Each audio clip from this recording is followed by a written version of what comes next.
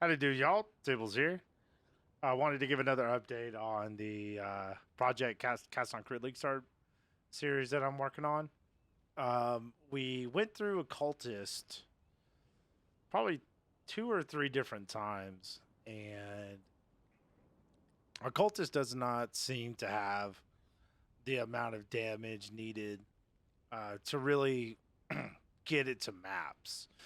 Not and that's not to say it can't get there. It can, but you're gonna die a lot. I had a lot of issues staying alive. I had a lot of issues getting enough crit. Just sustaining damage.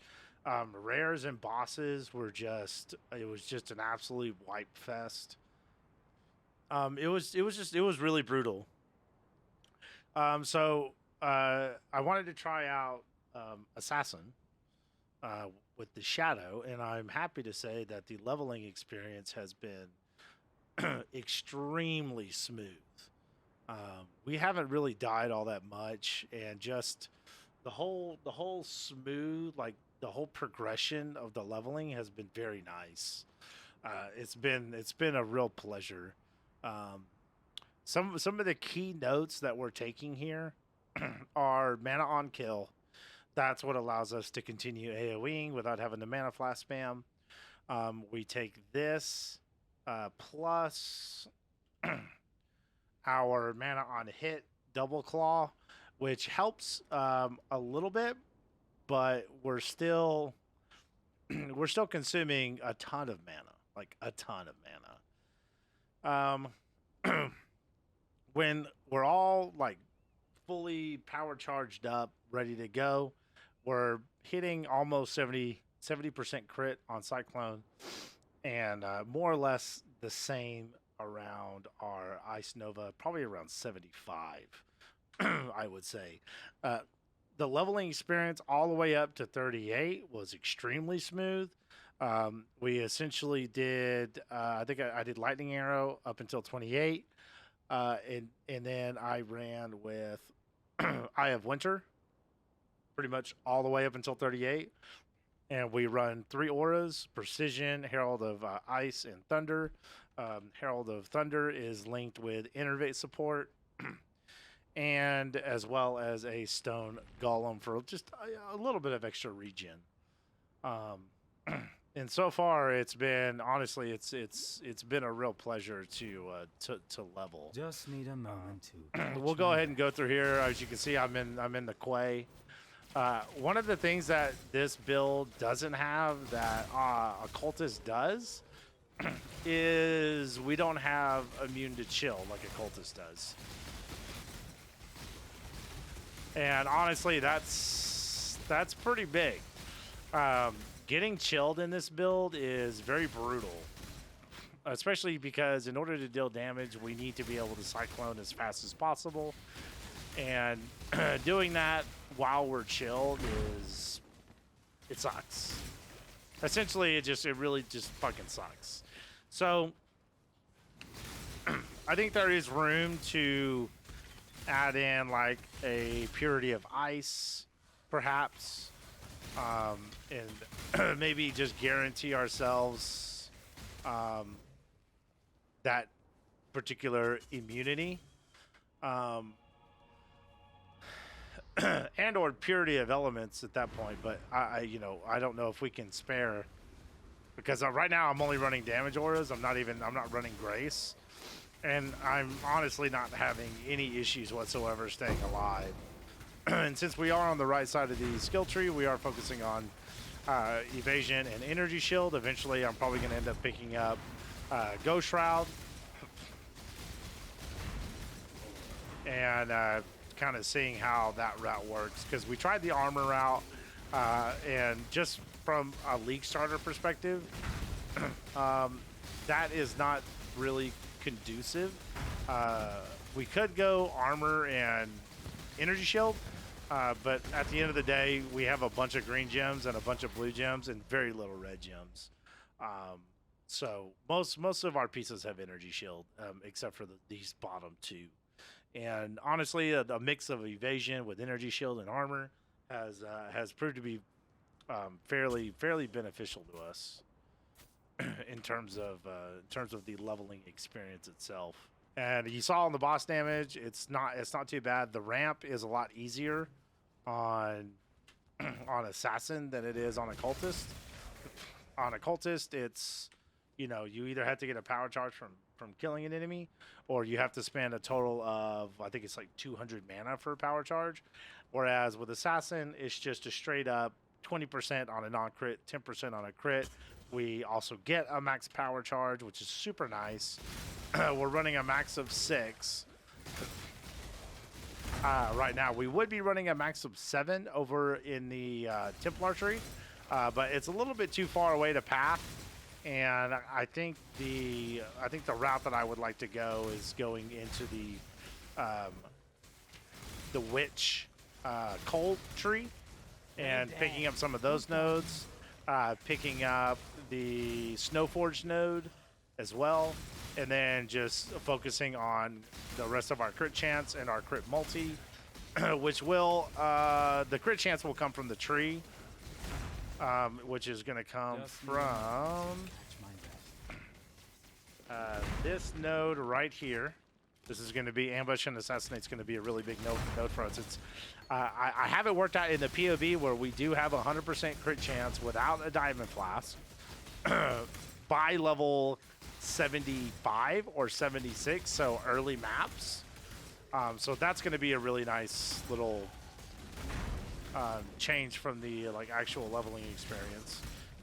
And the mana is only going to continue to be an issue, and that's simply for the fact that the more that we crit, the more mana that we're going to use. Right now, even at how much, what's our percentage right now, 73 and 66, we're still a little inconsistent with our crits, so it's a little bit more forgiving on the mana itself.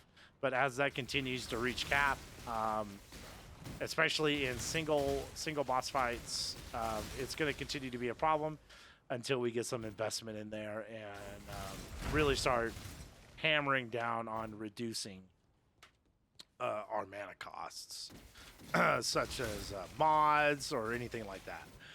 But the beauty of this build so far, honestly, is the fact that we started this at level 38.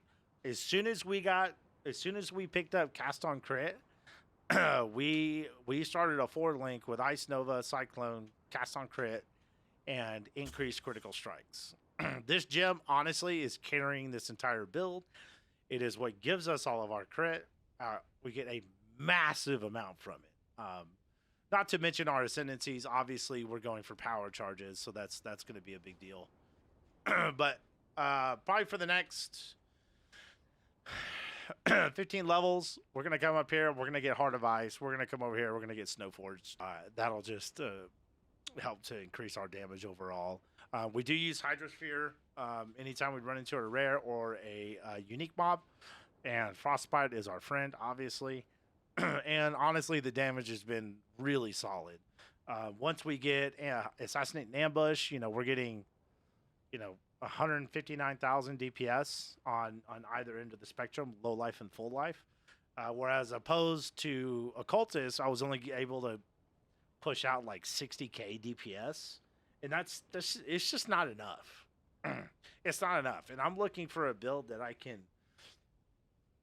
can prove can league start without any specific uniques, that can get me to maps, and I can start farming with it, right? And then you can progress the build from there.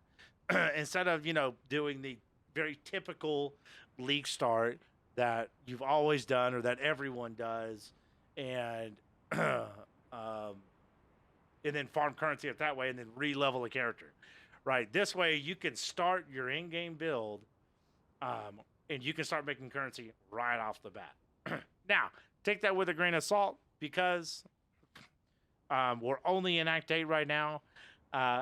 Occultist felt pretty good for a while, and then I hit Acts 9 and 10, and it just fell off. Just completely fell off. So that remains to be seen with this build. We are going to do our next Ascendancy, in which we will be picking up Ambush and Assassinate, especially for Culling Strike. And Opportunistic will be our last one. and then Mistwalker will be our Uber. Um, if I had to do it different, I might save this for our Uber and go this, and then this is our third ascendancy, which I may still do because the movement speed is very, very nice. But damn, it's hard to pass up 25% more damage. But as we move towards Act 10, I will make that decision. If I feel like I need more damage, like I desperately need it, I will pick up Opportunistic. But if I feel like I can reliably beat Kitava and do the third ascendancy, I think Mistwalker is probably the go-to pick, right? Because you're not necessarily. This is like a purely like a not damage node at all. So I part of me kind of wants to pick up Mistwalker just so we can have something to look forward to in maps, as far as like more damage and whatnot. So that's essentially where we're at right now. So far, Assassination has been a pleasure to play. Really fantastic. Maybe eventually there's room for some spell suppression. I don't know just yet. Like I said, this build that you see here, this is just a leveling build, right? This is going to change drastically for, once you get enough currency to start really maximizing your DPS. You can take this probably upwards of 500,000 or 600,000, I would imagine, maybe a little bit higher depending on the gear that you have. But then, you'll end up really streamlining the build heavily, right? You're going to end up going into Inquisitor a little bit. You're going to come down to here. I've even messed with the idea of like full stacking evasion and getting iron reflexes. I'm just not sure yet. So right now I'm really hard focused on the level 1 to level 75 experience, getting to maps, because I think a lot of people would love to play CoC as a lead starter, right? I know I would. And it makes me excited that I can like test this stuff out and show you guys the results. And then once we get Assassination squared away, I think we will try a CoC Inquisitor. We're going to try that out and see how it goes. Perhaps maybe try to level as an int stacker.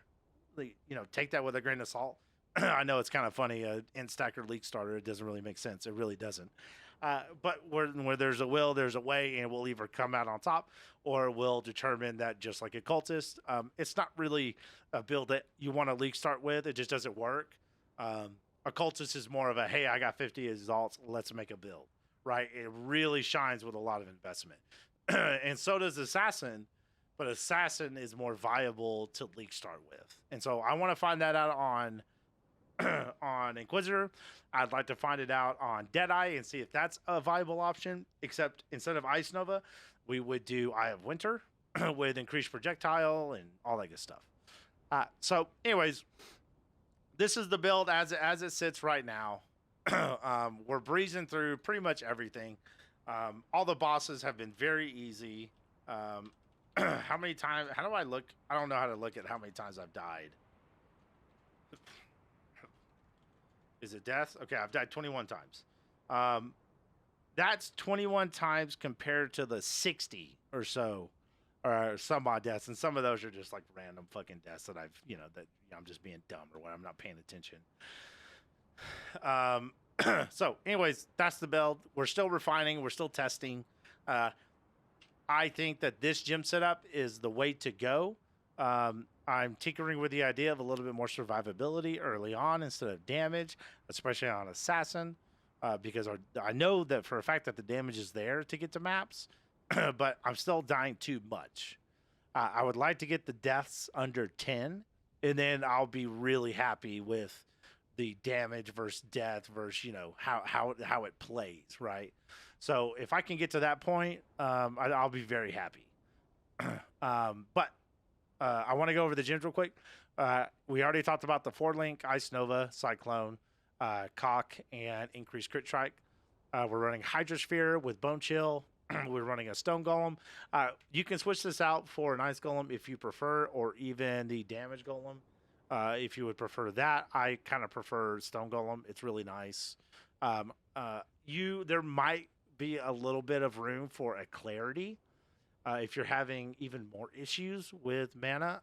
I found pretty decent results with that on Occultist on my like third playthrough. But I think since we start on the right side of the tree, this Soul Siphon is pretty much all you're ever going to need. You don't really have to go over to Mind Drinker, though eventually I believe we will, because we do want to pick up the 10% reduced mana cost of skills eventually. That'll be later on down the line. We are running a cast when damage taken Steel Skin, which will eventually be an Immortal Call. I just haven't put it in yet. And I've also tinkered with the idea of getting an overcharge so we can get Frenzy and Endurance charges. We would have 3 of each and 6 of power. So that way Immortal Call will make us even more tanky. But that's quite a few points to spend, right? We still need, we're going to have 1 jewel here. We'll have 1 jewel there, 1 jewel here. We might come over here and get this one, and we might as well come here. I just don't know if we're going to have the points. What else? We got Frostbite with Precision, Herald of Ice, and then our Innervate link to Herald of Thunder. And I think part of the reason why I've had as much damage as I have had is in part because we have been shocking things, right? And I think you could just as easily replace Herald of Thunder with Skitterbots. I don't see any issues with that. I just really like Herald of Thunder because it is extra DPS, especially with Innervate. It's just a nice little bonus. So our resistances are honestly kind of shite. We're 40-58, barely maxed on fire, and we're not taking like an absurd amount of damage, right? It's not insane. And that's in part because we're critting so often. We're chilling, we're freezing, especially with Hydrosphere and Bone Chill. I mean, things are just getting absolutely stun locked, right? Rares and uniques especially. So that is all that I have. Oh, that's actually not a bad pair of gloves. I think we'll put those on. That is all I have for you guys. I hope you guys enjoyed the update. Thanks so much for hanging out and watching. I'm going to be continuing this series until I can figure out which CoC ascendancies are the best for League Start, so that people, if they choose, can League Start CoC and not have to do a second build. I think that would be really fun because I know that I feel that way, and if I feel that way, other people feel that way. So I want to put in the work to make those people happy. So like I said, if you guys liked, please consider liking and subscribing. I'm going to be doing a lot more PoE content as the months come on, especially in January when the new league starts. And that's it. You guys have a wonderful night, and I will talk to you guys soon. Take care of yourselves, all right? Have a good night.